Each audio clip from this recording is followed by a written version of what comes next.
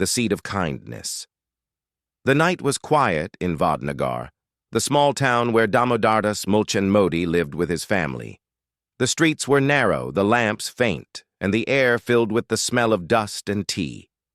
People often said the town carried both silence and struggle in equal measure. Damodardas knew this better than anyone. He was not a rich man, but he was respected because of his gentle nature. His shop was small, yet everyone in the neighborhood knew that if you walked in with empty hands and empty pockets, you would never leave with an empty stomach. The story begins with one such evening. A traveler arrived in Vadnagar, exhausted and hungry. He had nothing, not even enough to buy a cup of tea. Most people in the bazaar ignored him, moving past quickly, whispering about his torn clothes. But Damodardas noticed him. He stepped out of his small shop, walked to the man, and asked in a soft voice, "Brother, you look tired. Have you eaten?" The man lowered his head in shame. He whispered that he had no money. Damodardas smiled gently and replied, "Money is not what feeds us. Kindness does. Come, sit." He brought him inside, served him hot food, and offered tea. That one simple act became more than a meal. It was dignity given back to a broken man. Young Narendra was sitting in the corner of the shop, watching everything closely. He was just a boy then, but his eyes carried curiosity and silence. He noticed how his father did not ask questions, did not judge, did not measure the worth of a human being by money. That moment planted a seed inside Narendra's heart, a seed that would grow into a belief that true strength is not in power or wealth, but in kindness. As the night passed, Narendra asked his father, "Why do you help people who give nothing back?" Damodardas placed his hand on the boy's head and said, "My son, one day you will understand. Kindness always comes back in ways we cannot see. It shapes people. It shapes destinies." Those words lingered. They were not spoken with pride, but with quiet certainty.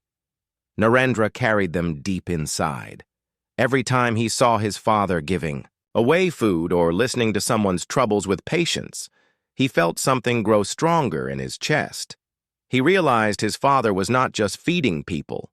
He was showing respect to life itself. But kindness was not easy. Life tested it with hardship. Their family had little, and sometimes Damodardas gave away more than they could afford. Narendra's mother would worry. She would ask, "How will we manage if you keep giving away what we need ourselves?" Damodardas would answer gently, "We will find a way.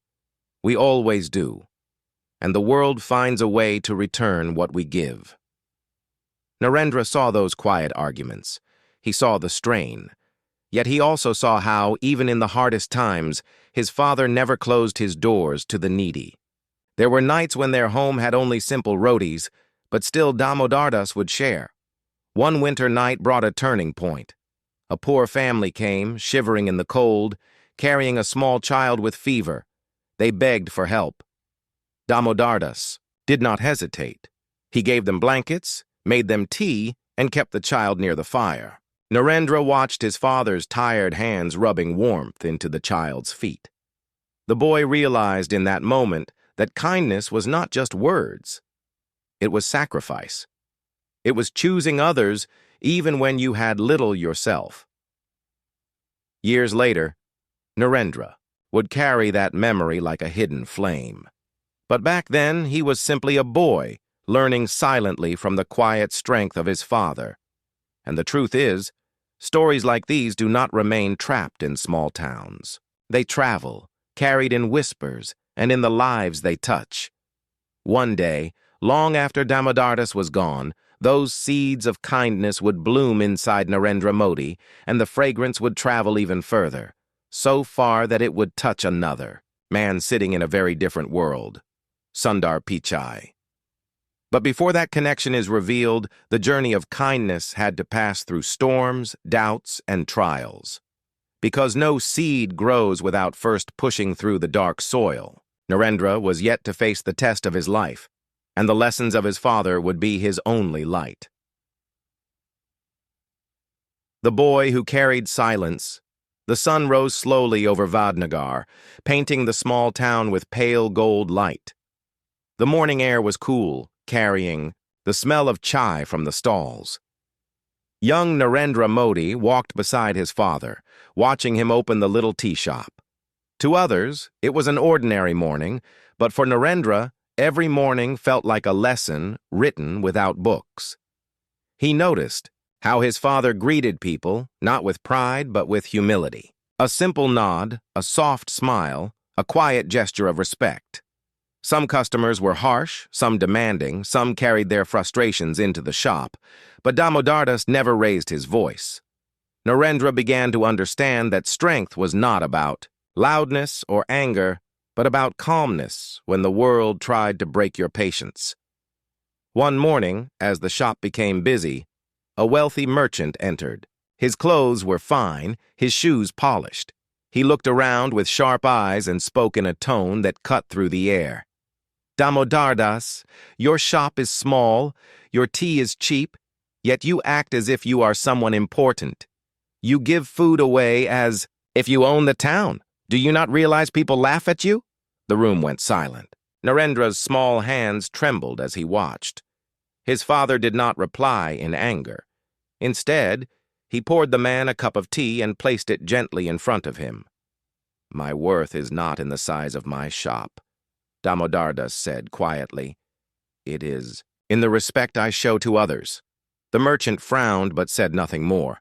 Narendra's heart pounded. He expected his father to defend himself loudly, but instead he chose peace. Later, Narendra asked, "Why did you not answer him strongly?"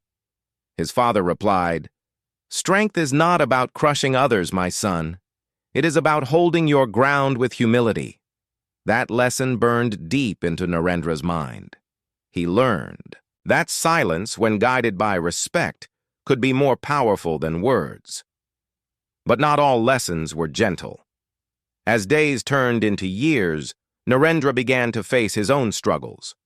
Other children sometimes mocked him, calling him the son of a tea seller, saying he would never become anything. Their laughter echoed in his ears, sharp and cruel. Narendra would sit alone by the river, watching the water move, wondering why people judged so quickly. One evening, he returned home with tears hidden in his eyes. His mother noticed but said nothing at first. Later, she sat beside him and asked softly, "Why are you so quiet tonight?" Narendra confessed, "They say I am nothing, mother. They laugh because father serves tea." His mother held his hand tightly. "Never be ashamed of honest work," she said. "Never measure yourself by the words of those who do not understand. Struggle. Your father's hands may smell of tea, but they are clean. That is honor." Narendra felt her words sink into him. He realized that every insult could either wound him or shape him. He chose shaping. Slowly, his silence turned into resilience. Still, life was not easy. Sometimes the shop barely earned enough. Sometimes the family had to stretch little food into many meals. But even in those times, Damodardas never stopped helping strangers. Narendra noticed that kindness did not always bring applause. Sometimes it brought mockery, sometimes even loss. Yet his father never changed. And it was in those small, quiet moments of giving that Narendra began to see something larger. Kindness was not about reward. It was about faith. Faith that the world becomes better, even if no one notices. Years later, when Narendra walked into the world of politics, and when Sundar Pichai would one day sit across from him, these hidden lessons would rise again. But for now, he was still just a boy, quietly collecting the pieces of wisdom that would one day build the man. The story of kindness was not finished. It was only beginning to weave itself through the tests of fire that were yet to come. The storm of doubt, the monsoon clouds had gathered above Vadnagar, heavy and dark. The air smelled of rain, and the streets were restless. Young Narendra walked home after helping his father at the shop, but his mind was not calm. He had heard whispers again, people mocking his family, calling them poor, saying that kindness was weakness. The words clung to him like the dampness of the storm. That night, as thunder rolled, Narendra sat by the dim lamp staring at his father. Damodardas was counting the day's small earnings, carefully setting aside a few coins. Narendra finally asked what had been burning in his chest. "Father," he said, "why do people look down on us? Why do they laugh when you give away food? Do they not see your kindness?" Damodardas looked at his son and smiled gently, though his eyes carried sadness. "People often mistake kindness for weakness, my son. They think giving makes you small, but the truth is different. Giving makes you greater than wealth can ever make you." Narendra wanted to believe him, but doubt gnawed at his young heart. He wondered if kindness really mattered in a world that respected only money and power. A week later, life tested him in a painful way. He was walking with his school books when a group of older boys blocked his path. One of them sneered, "The tea seller's son thinks he can study like us? What will you become? You will pour tea all your life." They pushed his books into the mud, laughing as pages soaked in dirt. Narendra bent down, his hands trembling, his face burning with shame. But he did not shout. He picked up his books quietly, wiped the mud with his sleeve, and walked away. Inside, though, a storm raged. That night, he sat alone near the railway station, staring at the tracks that stretched into the dark horizon. A single question echoed in his mind. Was he destined for nothing more than insults? Hours passed before Damodardas found him sitting there. He placed a shawl over his son's shoulders and said nothing for a long time.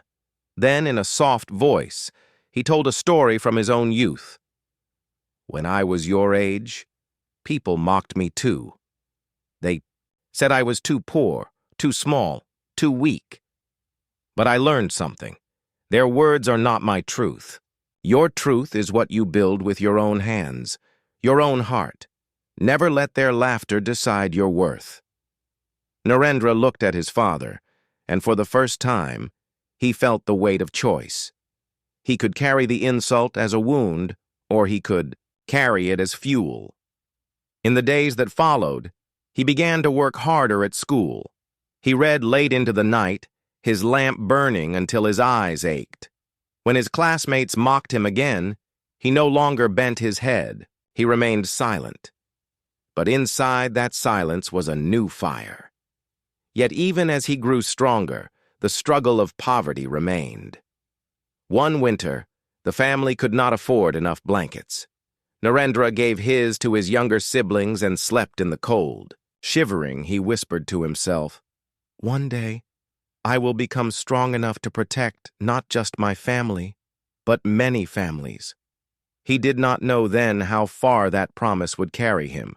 He did not know that beyond the horizon, his journey would cross paths with men like Sundar Pichai, who would see in him the same strength that had once been shaped in silence and sacrifice.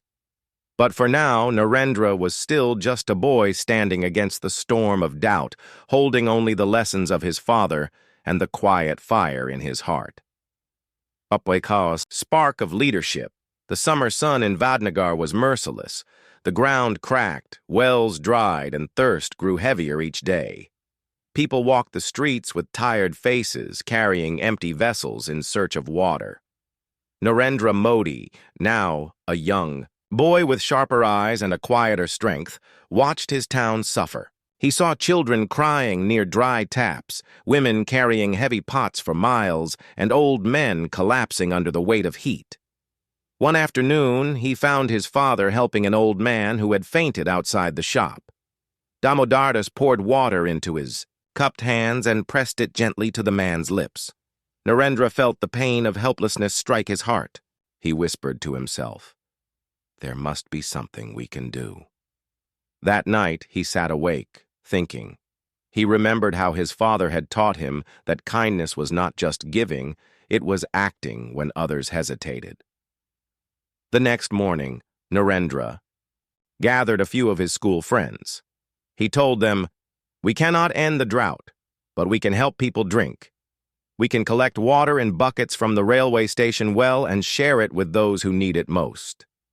At first, his friends hesitated. They laughed nervously. "Narendra, we are just children. What difference can we make?" But Narendra's eyes carried a strange determination. "Even if we help one thirsty person," he said firmly, "that is enough. And if we do nothing, then their suffering is also on us." His words silenced their doubts. Slowly, the boys agreed. Together, they carried buckets, sweating under the sun, walking back and forth from the well to the neighborhood. People looked at them with surprise. Some smiled, some joined, and soon others began to bring small containers of their own. By evening, a line of children was carrying water through the streets, guided by Narendra's voice. For the first time, the boy who had once sat silent in corners now stood at the center, showing by action what words alone could not. His father watched from a distance, pride shining quietly in his tired eyes. Later, he said to Narendra, "Today, you did not only carry water, you carried hope, and hope is heavier than any bucket. But leadership always invites tests." Not everyone was pleased. A wealthy man from the town scolded Narendra. "Why are you interfering? This is not your responsibility. You are just children. Do not act bigger than you are." Narendra's heart raced, but he remembered his father's calmness. He bowed slightly and replied, "Sir, I am not trying to be bigger. I am only trying to be human." The man stared at him, speechless. Narendra walked away, carrying another bucket, his back straight, his steps steady. That night, as the stars spread across the sky, Narendra sat by the railway tracks, his body aching from the day's work. But inside, he felt a fire stronger than pain. He realized something important. Kindness did not have to remain small. When shared, it could grow into movement, into leadership, into change. This was only the beginning. The boy who once feared insults had now learned that true power was not in shouting back, but in guiding others through action. And though he could not see the future, the path was slowly being built. A path that would one day lead him far beyond Vadnagar, into rooms where his story would inspire men like Sundar Pichai. The fire of resilience. The years moved quietly, yet each day carried weight. Narendra Modi was no longer a small boy.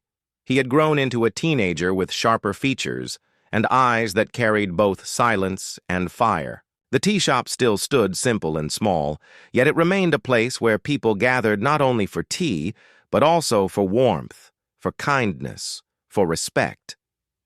Narendra had begun to help more in the shop, serving tea to travelers who came through the railway station.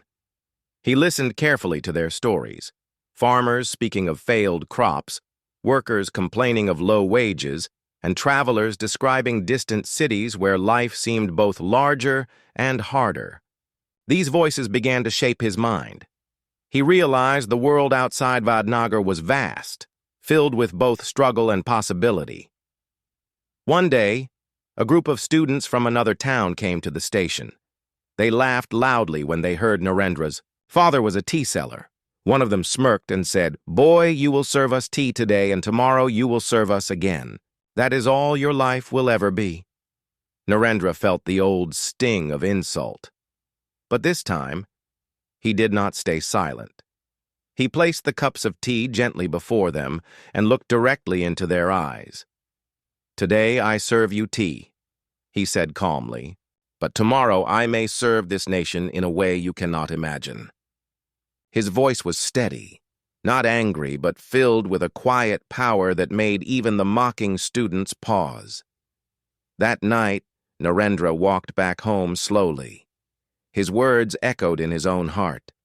Serve this nation. He had spoken them without planning, yet they felt like a promise, like a seed of destiny that had been buried long ago by his father's kindness and had now begun to grow. But the road ahead was not smooth. Poverty continued to test him. His clothes were simple, sometimes patched. His meals were often just enough to keep him going. He saw his father's tired face, his mother's hands rough from endless work, and he felt the weight of responsibility. Many times he questioned himself. Could a boy from a tea shop really dream of more? The answer came not from wealth or comfort, but from struggle itself. Narendra began to discipline his mind and body. He would rise before dawn, run through the empty streets, and practice silence by the river. He read books borrowed from friends, anything he could find, stories of leaders, saints, and men who had risen from hardship. Each page lit a new fire inside him. Still, not everyone believed in him. One evening, while helping a group of boys organize a small local event, an elder mocked him. "Narendra, who will listen to you? You are only the son of a tea seller. Stay in your place." Narendra's chest tightened, but he remembered his father's lessons.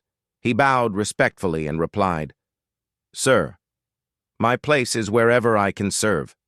Those words shocked the elder, but they strengthened Narendra. Slowly, people began to notice. His friends looked at him differently, following his lead when he organized small tasks, cleaning the streets, helping the poor, assisting during festivals. What had started as small acts of kindness was turning into responsibility, and somewhere, far away, destiny was weaving silent threads. Narendra did not know it yet, but his resilience, born in the dust of Vadnagar, would one day echo in the modern halls of global meetings. Men like Sundar Pichai, who would sit across from him in future years, would see not just a political leader but a boy who had carried fire through silence, insult, and poverty. For now, Narendra remained in Vadnagar, standing taller, walking stronger, ready to face greater tests. His father's kindness was no longer just a lesson. It had become the foundation of who he was becoming. The calling beyond Vadnagar, the nights in Vadnagar, grew quieter as Narendra Modi stepped into his late teenage years. He had already carried years of struggle, insult, and sacrifice, yet something inside him refused to rest. When he walked through the streets, he no longer saw only shops and houses. He saw people bound by hardship, by inequality, by voices that were never heard. And in his heart, he felt an invisible pull, as if life itself was whispering that his path could not remain small. One evening, he sat by the railway tracks once again, the same place where he had once cried in silence as a boy. But now his eyes were not filled with tears. They were filled with determination. He whispered to himself, "I must serve not just my family, not just my town, but my nation." Those words were not loud, yet they carried the weight of destiny. Soon, Narendra began to take part in small gatherings where young men discussed change. He listened more than he spoke at first, but when he finally did, people felt the depth of his words. He did not speak with pride or anger. He spoke with the calmness he had learned from his father and the resilience he had forged through insults and struggle. In one such gathering, a respected elder asked him, "Narendra, why do you wish to serve? What drives you?" Narendra replied quietly, "Because I know what it feels like to have nothing, and I cannot watch others suffer the same." There was silence in the room after his answer. His honesty touched hearts, and for the first time, people began to look at him not only as a helper, but as a leader. But leadership always invites trials. As he became more involved in community efforts, organizing food drives, cleaning campaigns, helping the sick, criticism grew louder. Some mocked him, saying, "What can a tea seller's son do for a nation?" Others warned him, "Politics is for the powerful, not for boys like you." Narendra carried those words, but he did not let them break him. Instead, they became the fire that pushed him further. Each insult reminded him of the strength his father had shown in silence, of the resilience his mother had carried in her tired hands, and of the promise he had once whispered to himself by the river, that he would serve something greater than his own pain. During one summer, a devastating flood struck nearby villages. Homes were washed away, families were displaced, and cries of fear filled the air. Narendra did not wait for instructions. He gathered young men, collected food and blankets, and led them into the flooded areas. For days, he worked without rest, pulling people from water, carrying supplies, comforting children who had lost everything. When he returned, his face was sunburned, his clothes torn, his body weak, but his spirit was unshaken. People in Vadnagar spoke in whispers of the young man who had stood in the flood with courage far beyond his years. His father saw him return and said with a trembling voice, "Narendra, today I saw you become more than my son. You have become the son of the people." Those words filled Narendra with both pride and humility. He knew now that his journey had crossed into something larger, something irreversible. Still, he never forgot the root of it all, the kindness of Damodardas Mulchand, the quiet lessons planted in his childhood. Kindness was no longer just a seed inside him. It had grown into action, into service, into a flame that others could see and follow. Narendra did not yet know where this flame would carry him. He did not know that years later, across oceans and in the modern halls of innovation, a man named Sundar Pichai would listen to his story and find inspiration. But the path was being written, and it was written not by wealth, not by power, but by kindness carried with resilience. The echo of kindness. Decades had passed since those quiet nights in Vadnagar.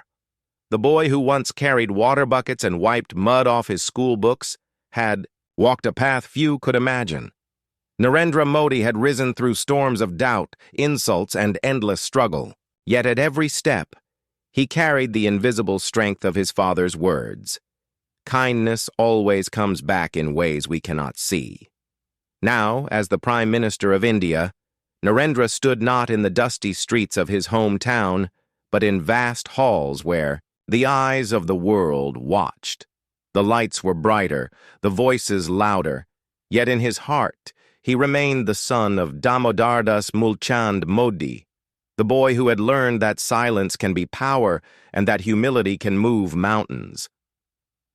One evening, during an international meeting, Narendra met Sundar Pichai, the CEO of Google. Sundar was a man of quiet brilliance, respected across the globe for his intelligence and vision. Yet when he sat across from Narendra, what struck him most was not the position or the power. It was the calm humility in Narendra's eyes, the same humility Damodardas once carried in his small tea shop. The conversation began with technology, with the future of India, with dreams of progress. But slowly, Narendra shared something deeper. He spoke of his childhood, of nights when food was scarce, of insults that cut deep, of the tea shop where kindness was given even when nothing was left to give. He spoke of his father's words, of the lessons carved not in books but in sacrifice. Sundar listened silently, his eyes steady. As Narendra spoke, Sundar felt something stir within him. Here was a leader who had not been shaped by privilege, but by pain turned into resilience, by poverty turned into purpose, by kindness turned into strength. Sundar realized that true leadership was not about titles or wealth. It was about the ability to carry the struggles of many and still remain. Humble after the meeting, Sundar shared with a colleague, "Today I understood something. Technology may build the future, but it is kindness that shapes the soul of a nation." Modi's story is proof of that. The room where they had met seemed brighter, not because of the lights, but because of the unseen presence of Damodardas, Mulchand Modi, the man whose quiet acts in a small town had planted a seed that now reached across the world. Narendra walked away from that meeting with the same calm steps he had once taken while carrying buckets of water for his neighbors. He knew his journey was far from over, but he also knew that the kindness of his father had not only shaped him, It had traveled, touched, and inspired even men like Sundar Pichai. And in that truth lay the heart of the story. Kindness is never small. It may begin in a dusty tea shop, in a silent act of giving, in the hands of a poor father. But it does not end there. It grows. It survives storms. It travels across borders, and one day it inspires people who carry the power to shape millions of lives. The story of Damodardas Mulchand was not written in newspapers, nor carved in monuments. It was written in the character of his son, and through him, in the spirit of all those who believed that respect, humility, resilience, and kindness are stronger than wealth or pride. And as Sundar Pichai reflected on that meeting, he realized that greatness is not found in the noise of applause, but in the quiet strength of humility. Narendra Modi had shown him that the greatest gift a man can carry is the kindness of his father, passed like a torch from one heart to another, lighting the way for generations.